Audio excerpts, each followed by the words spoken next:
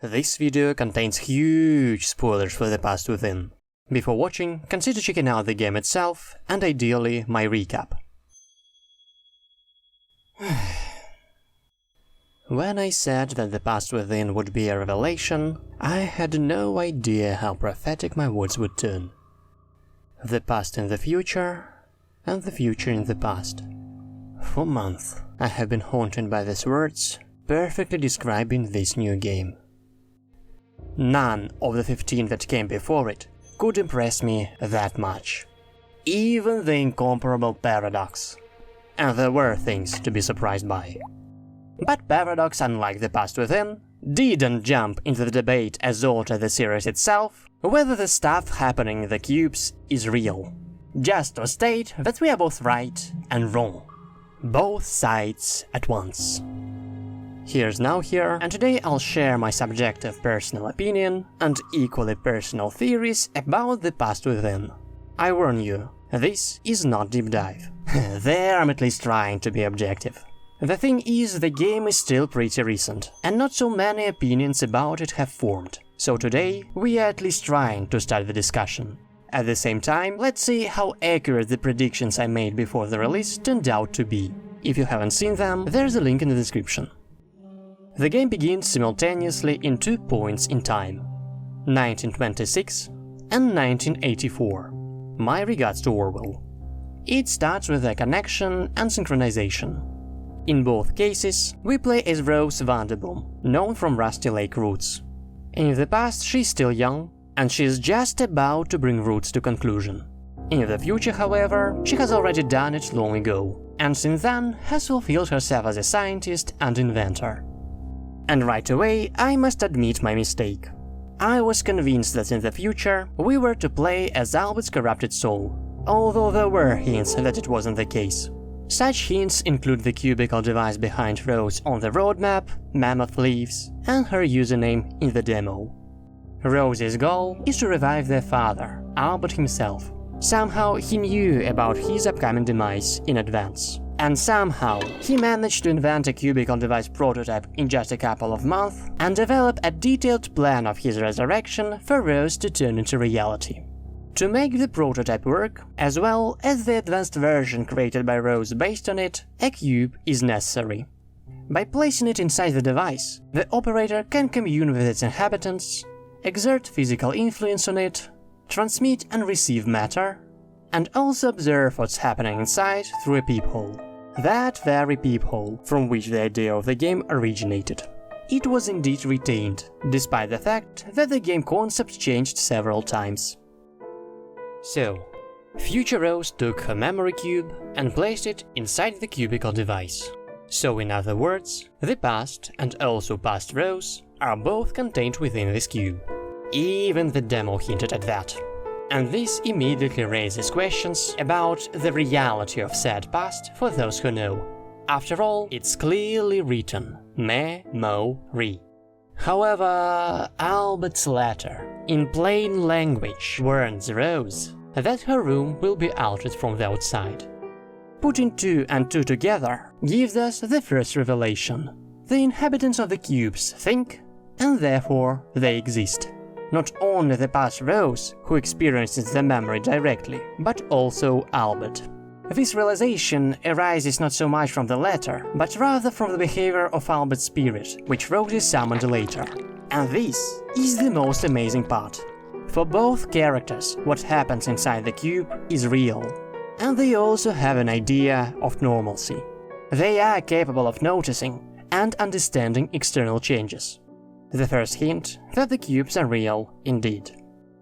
Returning to Albert's letter, or rather, to be exact, multiple letters, a natural question arises. How exactly is Rose from 1984 a trustworthy person? Specifically from 1984, mind you. Not earlier, nor later. How does Albert know that it's precisely that year when the technology reaches the level needed?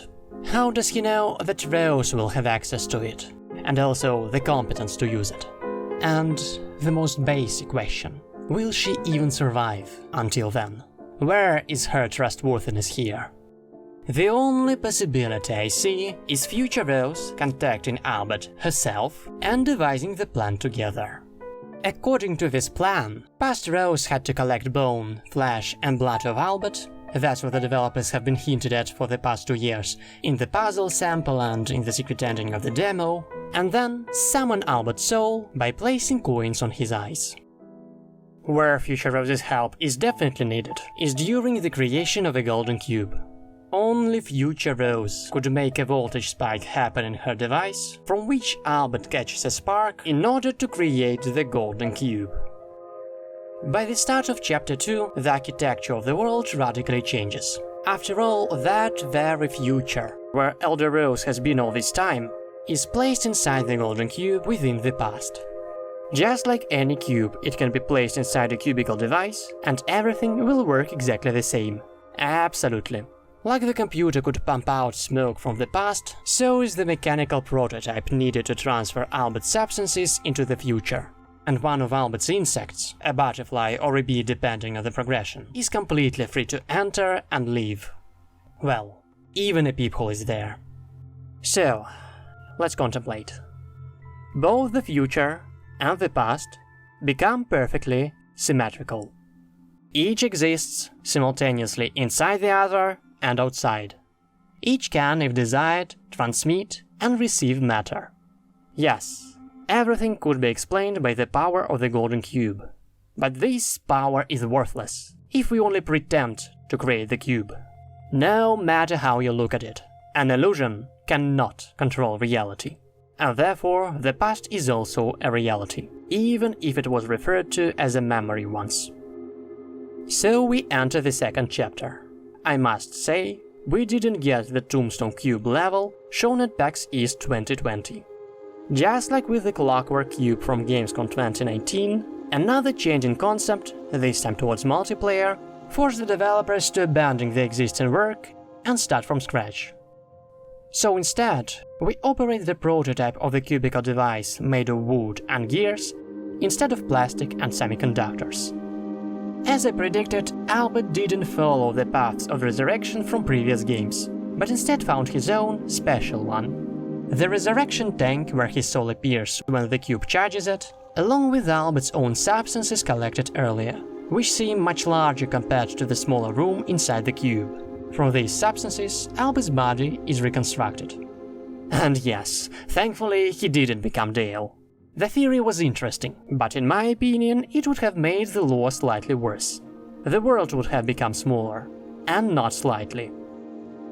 Previously, while discussing seasons, I mentioned that many community members believe the cubes to be nothing more than memories, illusions, fantasies, dreams where everything is possible, because nothing is real. And the past within, and Albert personally, have been beating up those who believe it. And now, it's time to kick those who claim the opposite.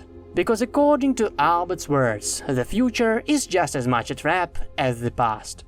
Both are cubes with no escape. Even an achievement confirms it. But there is a way out. To the lake, where he and Rose belong, according to him. Both Roses need to simultaneously enter the cubes in their possession.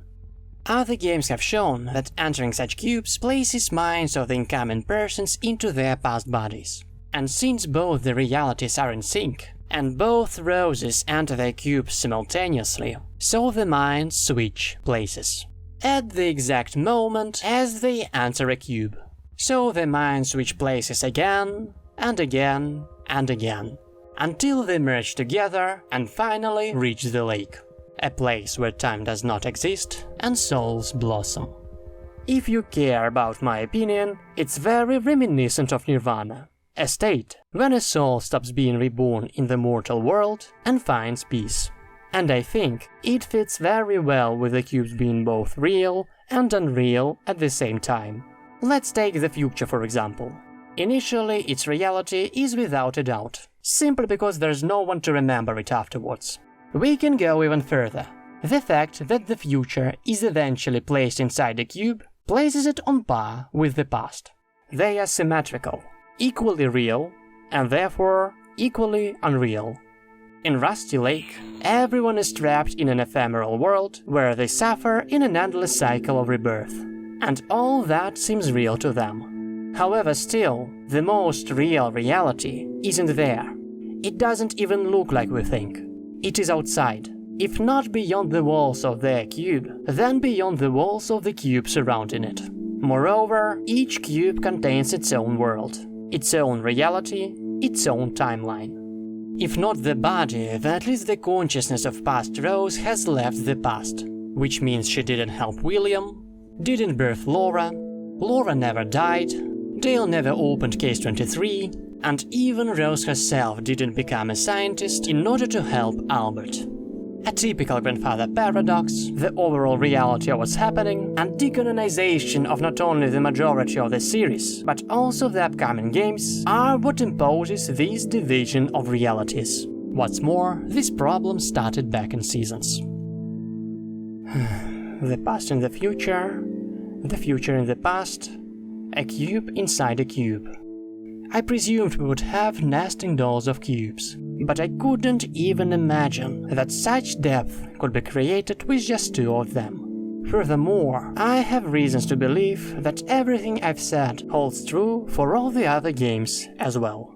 Seasons, Case 23, Birthday, Roots, Paradise, it's all reality, and at the same time, it's all cubes. And the only thing that exists outside all the cubes is the lake, where time does not exist.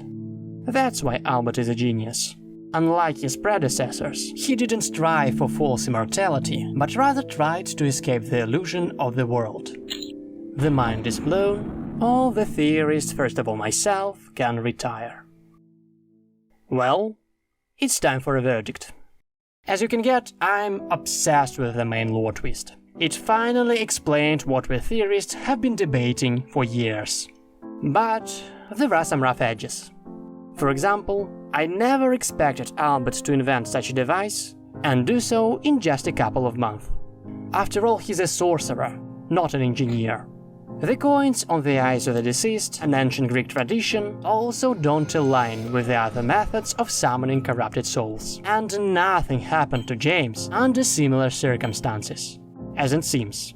Just like to myriads of people before him, the regular appearances of frequently aggressive dark souls would have put this tradition to an end. And the Golden Cube... How do I explain this? The Golden Cube is... it's the ultimate MacGuffin. It's what the powers that be of Rusty Lake weave intricate schemes and toy with human fates for. According to various theories, generations of alchemists struggled to create it. They deduced formulas, took them to their graves, literally unearthed them, drank all sorts of crap, collected cubes, and all that, just so some corrupted upstart with antlers outsmarted them by catching a little spark from the future, outracing them by half a century. Just like Albert's level of knowledge or corruption through coins, this too feels like it breaks canon. But here it hurts more. And it's unclear whether we misunderstood the rules of the world, or the devs didn't show us everything. Or perhaps there are no rules at all? Where's the guarantee that local magic has a system? There's none. However, for better or worse, loyal theorists will proceed, assuming that they exist, continue to search for them, and argue about their nature. I even know a theory about the Golden Cube that can be fitted into the past within. So I'm sure there will be an explanation for everything, even if the devs themselves didn't intend it. They always emerge. That's how our brains work. But, I would only like them to be coherent. Alright, moving on to the list. The gameplay is captivating and the multiplayer feels fresh. But only if you manage to find a partner and you are lucky with them. The most reliable way is to introduce Rusty Lake to a friend. The 3D graphics look interesting and the guys have managed to make the style authentic. However, the puzzles are way too simple, and the game itself is short. But at the same time, we need to consider the hell the game went through. How many times it was made from scratch just to make things right. As well as the fact that it was made for 2 players. The content is automatically split in half. And speaking of the puzzles, waiting while your partner is stuck can be very frustrating. The atmosphere, the music, the sound design and voice acting are all top-notch. Some of them even surpass everything that came before. What was really disappointing though were the achievements. Even in the demo the secret was on a larger scale, while in the full version most of them are at the level of the weakest cube escapes, except for teasers with Harvey and the Blossom. Speaking of secrets, there's also an ARG, or the alternate reality game, where you need to search for clues both online and in the game itself in order to find something interesting. It's worth discussing separately, so expect a video with a detailed analysis. Someday. For now we are all fed up with the Past Within videos. So, the main question: was it all worth the 2-year wait? Was the experiment successful? More like yes than no. The game is not without flaws, and the entry level is high, but it's still one of the best games in this series by far, and even its problems are unable to change that. A solid second place out of 16 in my top list, with a huge margin. Definitely recommended. The usual experience like Roots, Samsara Room and Paradise is good, but shifts in paradigm like this are twice as good. They need to be encouraged, even if they are not as polished as The Past Within. So please, purchase The Past Within if you can. Get the White Door. Buy the second chapter of Paradox. The amount of effort, love and soul that the developers put into such experiments is simply amazing. Which means they are not stagnating. Here was Nowhere, leave a like and subscribe to the channel. If you want to discuss the lore of Rusty Lake, I'll be waiting for you in the comment section, on Rusty Lake subreddit and the official Rusty Lake Discord. And remember, question everything in Rusty Lake.